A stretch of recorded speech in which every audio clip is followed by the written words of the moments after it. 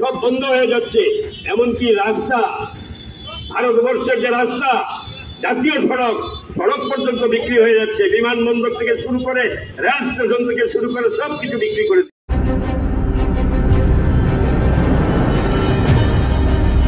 আসন্ন লোকসভা নির্বাচনে পূর্ব ত্রিপুরা আসনের ইন্ডিয়া জোটে সিপিআইএম দলের মনোনীত প্রার্থী রাজেন্দ্র রিয়াংকে বিপুল ভোটে জয়ী করার লক্ষ্যে সিপিআইএম ও কংগ্রেস দলের যৌথ উদ্যোগে শনিবার দুপুরবেলা কৈলাসহর রাজপথ কাঁপিয়ে একটি সুবিশাল মিছিল ও পথসভা অনুষ্ঠিত হয়।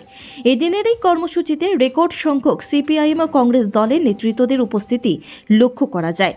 প্রথমে সিপিআইএম কৈলাসহর মহকুমা কমিটির অফিস কার্যালয়ের সামনে থেকে উক্ত মিছিলটি বের হয়ে কৈলাসহরের বিভিন্ন পথ পরিক্রমা করে কৈলাসহর পৌর পরিষদের সামনে এসে একটি পথসভায় মিলিত হয়। পথসভায় বক্তব্য রাখতে গিয়ে সিপিআইএম ও কংগ্রেস দলের নেতৃত্বরা ইন্ডিয়া জোটে পূর্ব ত্রিপুরা আসনের সিপিআইএম দলের মনোনীত প্রার্থীকে বিপুল ভোটে জয়ী করার জন্য আহ্বান করেন জনসাধারণের কাছে। পাশাপাশি বিজেপি সরকারের কাজকর্ম নিয়ে বিভিন্ন ধরনের অভিযোগ তুলেন নেতৃত্বরা। এদিনের এই কর্মসূচিতে কংগ্রেস দলের পক্ষ থেকে উপস্থিত ছিলেন অল ইন্ডিয়া কংগ্রেস কমিটির সদস্য তথা জেলা কংগ্রেস কমিটির সভাপতি মোহাম্মদ বদরুজ্জামান, সিপিআইএম জেলা কমিটির সম্পাদক কৃষ্ণেন্দু চৌধুরী, সিপিআইএম কৈলাসহর মহকুমা কমিটির সম্পাদক বিশ্বরূপ গোস্বামী থেকে শুরু করে সিপিআইএম ও কংগ্রেস দলের বিভিন্ন নেতা কর্মীরা এদিনের এই কর্মসূচিতে উপস্থিত ছিলেন। কৈলাসহর থেকে শুভঙ্কর দাসের রিপোর্ট, RTV ত্রিপুরা।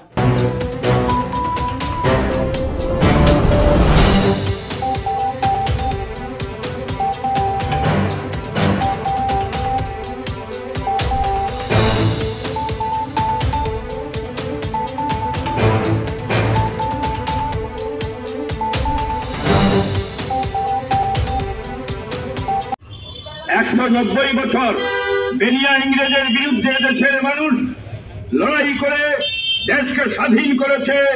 আজকে সেই স্বাধীন ভারতবর্ষের সংবিধান, গণতন্ত্র প্রতিদিন প্রতি মুহূর্তে পদদলিত হচ্ছে। এই অবস্থায় দাঁড়িয়ে সংবিধানের মর্যাদা রক্ষা করাই আজকে গোটা দেশের দেশপ্রেমিক মানুষের প্রথম এবং প্রধান কর্তব্য। তাই এবারের নির্বাচন সংবিধান বাঁচানোর নির্বাচন, এবারের নির্বাচন দেশ বাঁচানোর নির্বাচন। বিজেপি ক্ষমতা আসার পর থেকে দেশের 12টা বাজিয়ে দিয়েছে। মিথ্যা প্রতিশ্রুতি। আমার আগে কংগ্রেস নেতা বদরুজ্জামান সাহেব বলেছেন তাদের যে গ্যারান্টির কথা, দেখবেন এইবারও বিজেপির লোকরা বাড়ি বাড়ি যাচ্ছে, প্রচারপত্র বিলি করছে। কি মোদি গ্যারান্টি? বলি ভারতবর্ষের সরকারটা কি ভারত সরকার না মোদী সরকার? আমরা ব্যক্তিতান্ত্রিক শৈলতান্ত্রিক কায়দায় দেশটা চলছে, আর তার পেছনে অন্ধভক্তরা দুহাত তুলে নৃত্য করছেন। দেখুন গ্যারান্টি। এবং কত মিথ্যাবাদীরা তারা যে বাড়ি বাড়ি গিয়ে প্রচারপত্র বিলি করেছেন মোদি গ্যারান্টি। আমি তার একটা উদাহরণ দিচ্ছি, আপনারা বাড়িতে গিয়ে কাগজটা খুলে দেখবেন। ওইখানে বলা হয়েছে যে তারা ক্ষমতায় আসার পর এই কবছরে 25 কোটি মানুষকে দারিদ্র সীমারেখার নিচ থেকে উপরে তুলেছেন। আবার এই একই ঘোষণাপত্রে গ্যারান্টিতে বলা আছে যে 80 কোটি মানুষকে ফ্রিতে চাল দেওয়া হচ্ছে। তার মানে 25 কোটি মানুষকে দারিদ্র সীমার নিচ থেকে তোলার পরে এখনো 80 কোটি মানুষ গরিব বলেই তো চাল দিচ্ছ। কত মিথ্যাবাদী, কত প্রচারকেরা! একবার ভাববেন না?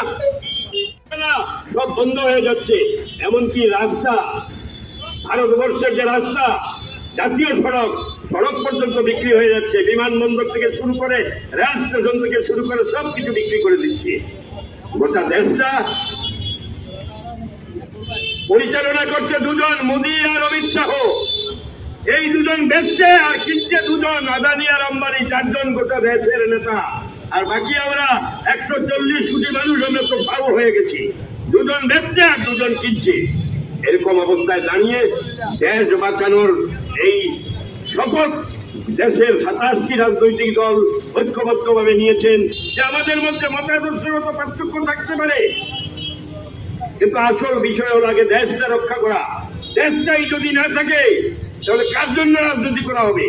এই দেশ বাঁচানোর জন্য 27টা দল আজকে ঐক্যবদ্ধ মঞ্চে মিলিত হয়েছেন। ইন্ডিয়া এবং এই ইন্ডিয়া জোট যখন গোটা দেশে প্রচার করছে বিজেপি আতঙ্কিত হয়ে যাচ্ছে।